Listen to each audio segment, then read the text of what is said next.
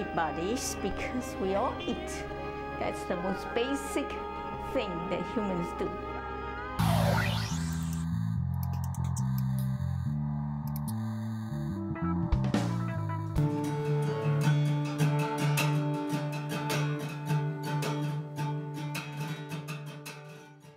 We have a short tutorial video today about how to shoot and edit movie using the iPad. We were using iMovie and just the built-in camera on the iPad. So the first step would be shooting video with the iPad. God, we can't find them! Second, we'll show you how to start a new video project using iMovie, how to edit it, and then finally how to export it to Facebook, Vimeo, YouTube, whatever you would like. We already shot the video for our movie that we're going to make on using iMovie. Yeah. Okay. International walk. I met them. I went and interviewed. They came here. What about like now? You did that. You had Are they out there now? The boots. The gray one. Yeah. So to start a new video project, we first have our iPad on, then we go to the iMovie app, and we can go back to the project library and start a new one. You can see all of our old ones here. And to start a new one, we press the plus button and press New Project. So we have our new project going, and right now we want to choose the video we want to use for our project. So we have a few clips here in our video library from the iPad that we shot earlier of cats outside the studio. And to do that, we can first preview them to make sure that they're what we want. And we don't want that one, so we'll go to the next one and press the arrow to place it on our timeline. And we can go ahead and get everything that we want down on our timeline.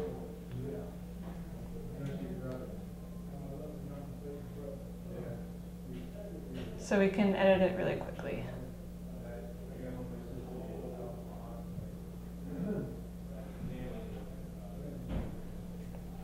So we have all of our clips here on the timeline. It shows the video up top and the audio down below each clip. And as we scroll along, we get these little buttons here in the middle that show the transitions between the clips. And I'll just show you really quickly how we will edit the audio in the video by changing length and location, and how to add separate audio.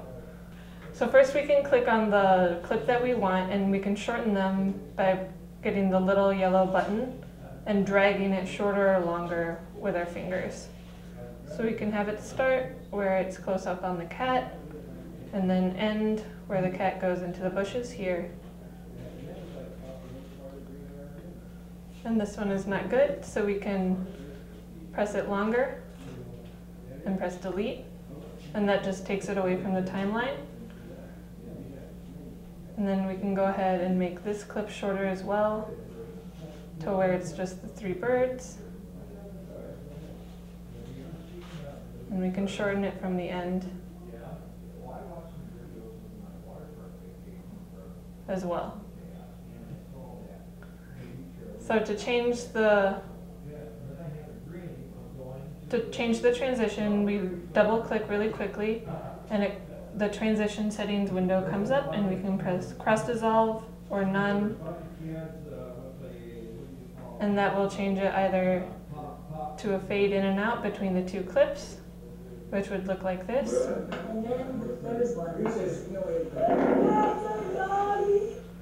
Or we can change it to none, which would look more like this. And we want it to start right when she's whining, so we'll shorten that as well and make it shorter on the end.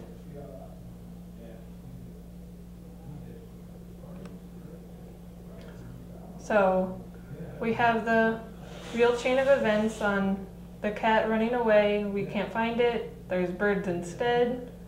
Olivia whines. We talk to Josh, which we should shorten a bit. Then we talk to Sara, which we can shorten as well.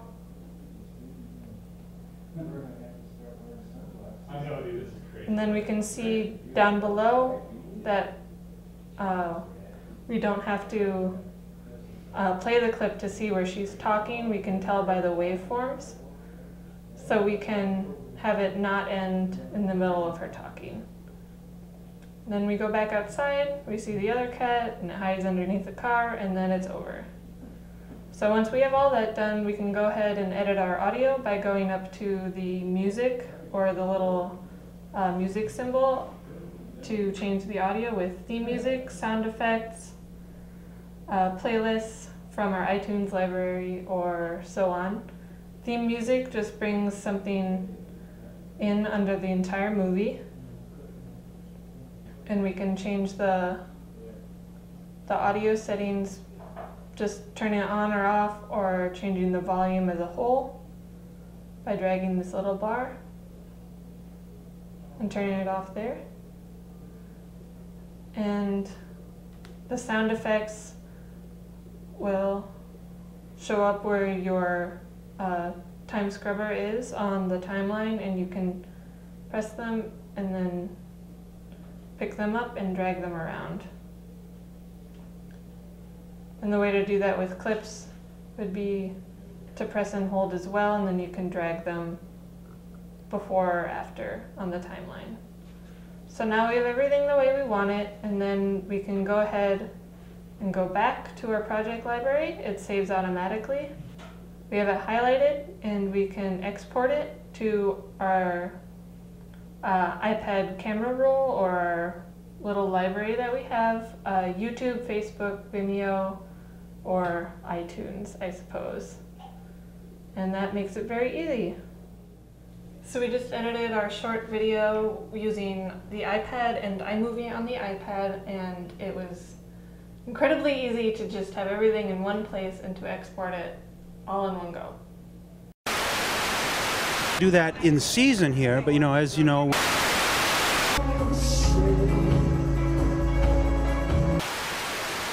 that was never born.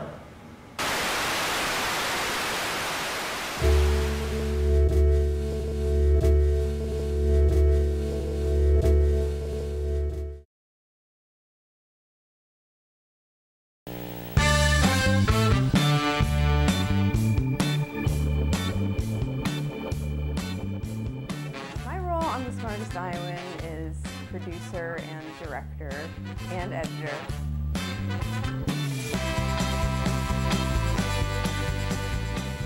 The show has been on PATV since February of 2009. That's when Tex DeWitt, who was an intern here at PATV, and I came up with the idea. So it's been about 4.5 years the show's been going on. Everybody likes game shows, and we just wanted to localize it and make it something people in our community could relate to. So it's got that Iowa bent to it. And there's 3 rounds of trivia, and the first 2 are just the trivia comes from any topic, and the last round is the Iowa round. What international festival takes place in Iowa City this weekend? If you want to bike a lot of hills, northeastern Iowa is a good place for it because it was affected by what natural phenomenon millions of years ago? Richard Maybaum wrote most of the screenplays for What Characters series of films between 1962 and 1989. I wasn't even alive then. So that's when we really get to test people on what they know about their home state. That's a lot of fun. I think you don't get to see things too often that are really localized. So PATV really is the best place for something like, a very specific local show. PATV is here to reflect the Iowa City and Iowa community. So where better to do a Iowa-themed game show? I'm your host and captain on this mission. Let's meet our contestants, starting with you, contestant 1. Tell us about yourself. Hello, my name is Josh Ecklow. I am a artist, astronaut, and space camper. An artist in space? Yes. What do you draw? No, conclusions. The show has seen some changes. The crew has changed many times over. We've had crews of 7 people down to, I think we've done shows with 2 people before, where we're just taking, those 2 people are taking on many, many jobs. We've had a lot of episodes where people have just walked in the door to volunteer for the first time. We meet a lot of people through the show, not just for the crew, but contestants are coming in who have never been to PATV a lot of times. Team 2, tell us about yourselves. Well, I'm Vic. I guess I started IC Eco Cabs with my sister Vina, Iowa City's pedicab business. I've got a few favorite episodes, but the one that comes to mind, I guess, would have to be when we had Hot competing against the Icy Kings. I think that was just an incredibly fun show, and I think you could just feel the energy there, and we had an audience, and it was very exciting. Yeah. It looks purple to me. And we're looking for...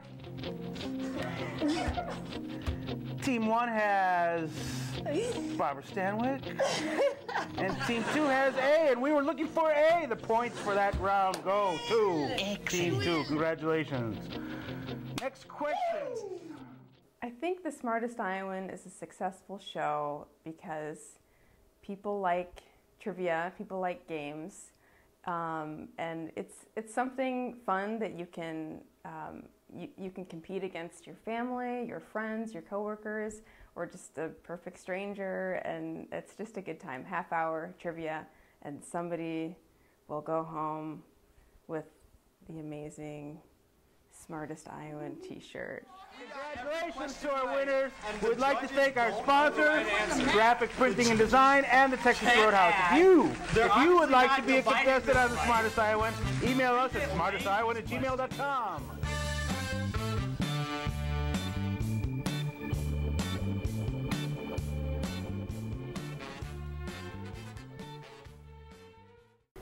My name is Awasugan Wei, and I am the founder, director of this program originally called WOCIDJ, now called OOCIDJ. It was Weekly Open Contact Improvisation Dance Jam. Now it's Occasional Open Contact Improvisation Dance Jam. And every time when I do it, of course, we have a different title, so forth. You can get on YouTube, get on PATV.tv, Avasu Presents, you'll see some things. I do still have my own website, avasu.net, avasu.net. My program on PATV Iowa City, WOCIDJ for 5 years, 2005 to 2009, 2010 in that year, I began to take some liberty to not do it every week. Josh, Coding, the exec director, gifted me the first O, so it's Occasional Open Contact Improvisation Dance Jam. Sometimes I have guests come to my program, like this evening we had a guest. And the title this evening is Transformation, because that's what it is. She's a monarch butterfly now, graduated, and a BFA in cinema and photography. My program, remember, it says WOCIDJ or OOCIDJ. CI means contact improvisation. Contact improvisation is a postmodern dance form that began in the late 60s and early 70s. That's the basis of my program. Contact improvisation is very interesting. This postmodern dance form is very different. The old dance forms are all rigid. You must do this, do that, or ballet, especially ballet. You must move this way and that and so forth. Contact improvisation, no rules like that. Anyone comes in, you are part of it. I am an artist. I am born artist. Yes. All my life I've identified with artists, even though my forte is in that. PATV gives a window to the public the window for one to express and communicate with the public. Today, our religion is life, and our tools are love.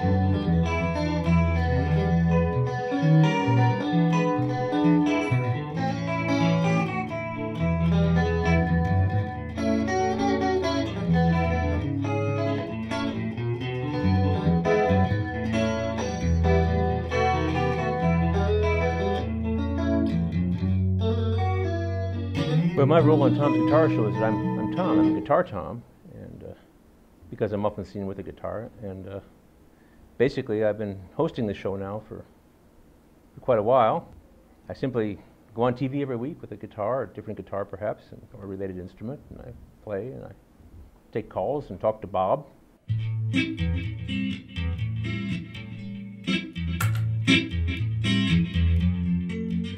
Well, this show started originally in 1990 as a 6-part series on how to play the guitar. And I had a definite format. It was a half-hour show, and I had a guest on every week or every episode. And it's basically a guitar lesson. So we did 6 of those episodes, and then I took a little time off from that. I did a bunch of other programs and other things. And then this show with the 1-hour live call-in show format began in 1994. Because I had a job in theater working in California, and then it ended suddenly, and then I came back to Iowa City and looked for something to do. And I was used to doing 8 shows a week and being, going on stage and working all the time. So I went back to my public access roots and did Tom's Guitar Show as a live call-in show. So it's 19 years. Wow. Probably 19 years this summer. I think it's the second longest running show on PATV. And also I have a crew that, a loyal crew that comes every week. And also it's a show that's very easy to make. And so the interns, like new interns and volunteers, end up working on the show. So it becomes sort of a training ground for new people here. A long time ago on PBS, they had a show about how to play the guitar. It was called Guitar or something like that. And it was this woman who hosted it, and it was her deal. And it was on for a couple of years. And I remember I used to watch it, a very, very stripped down basic show about how to play guitar.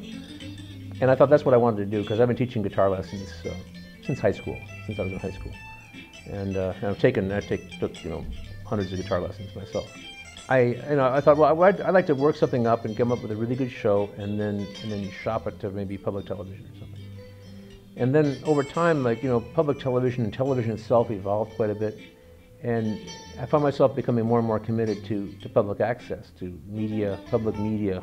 Public access television is different from YouTube in that we have, we do a 3-camera shoot. We have a crew, a studio, and stuff. It's not just like somebody with their phone or something like that.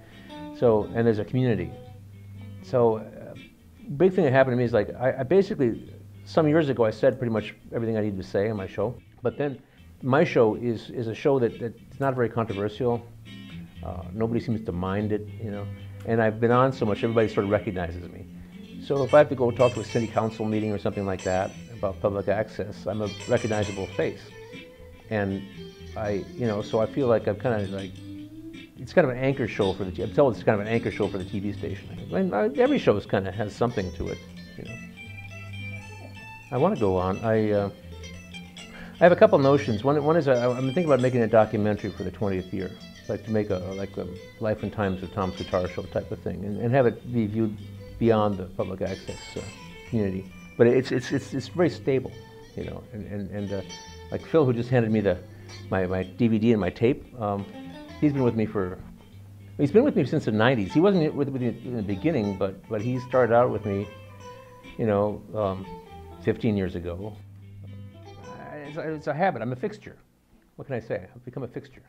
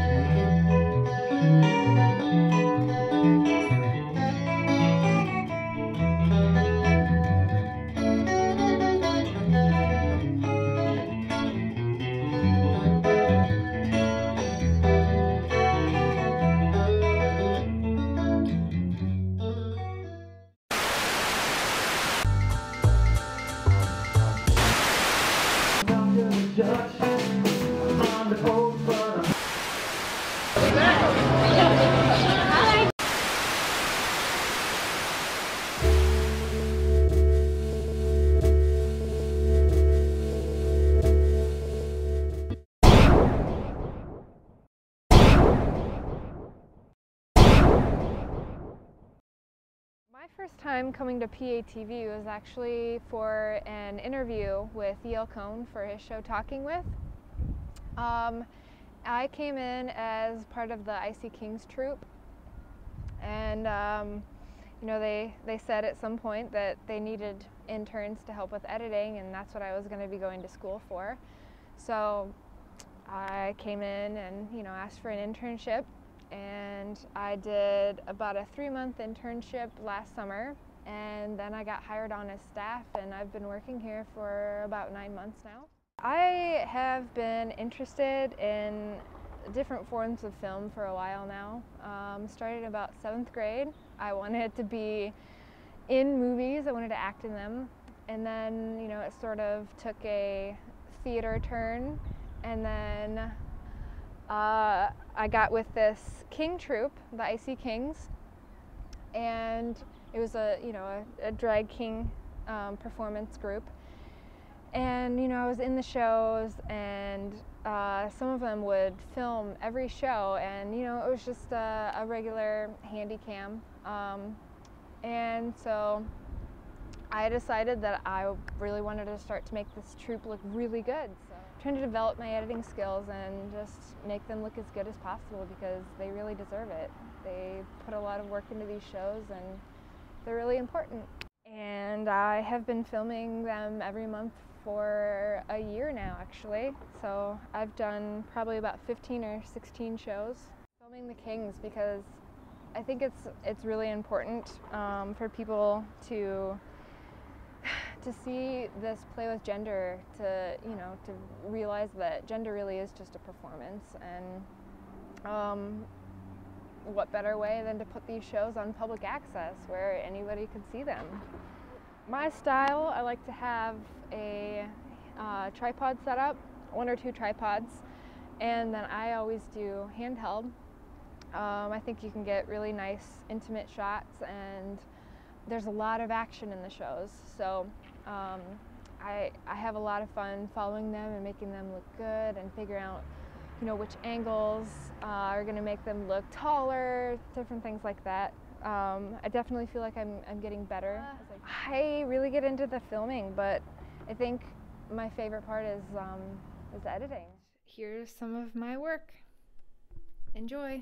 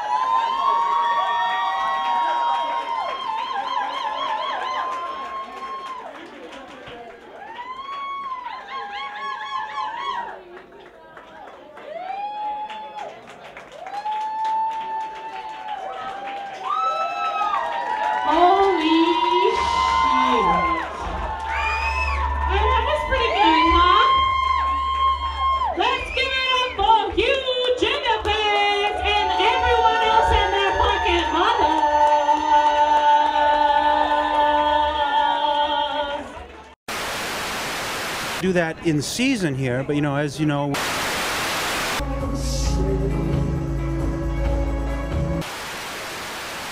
That was never born.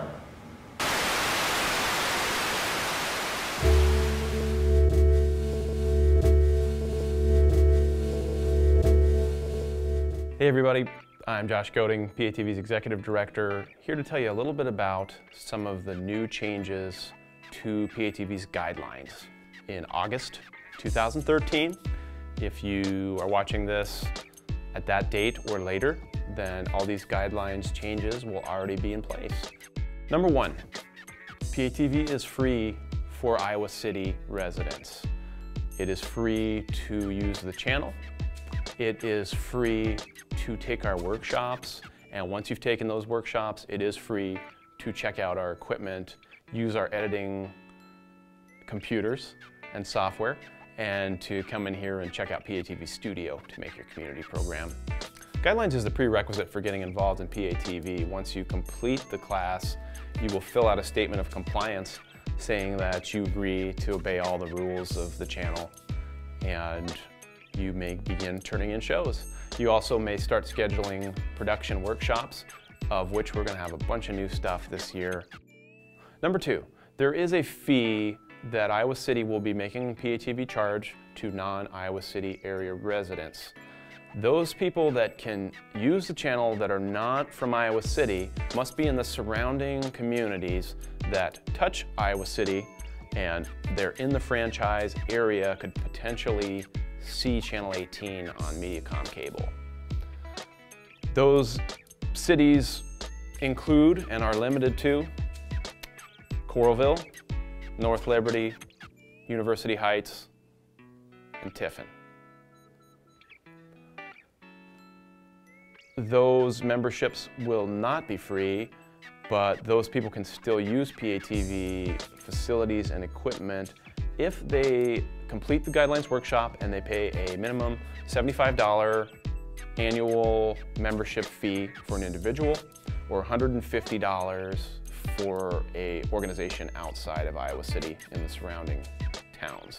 If you are someone who is from outside the Iowa City area, you wish to become involved as a member and checking out equipment, turning in shows, you do have to pay the $75 for an individual, or $150 for an organization, or you can volunteer and work off those fees at the rate of $10 per hour. That way it would only take you 7.5 hours to work off an individual membership, or 15 hours to work off an organizational membership. Guidelines change number 3 is this. There are no memberships for non-local residents. In other words, if you do not live in Iowa City, or one of those towns which surround and touch Iowa City, and you are outside of the franchise area, which means you can't see PATV cable channel 18 from your home city, then basically you can no longer be a member of PATV. PATV staff can still partner with non-local residents and organizations to make media for the channel.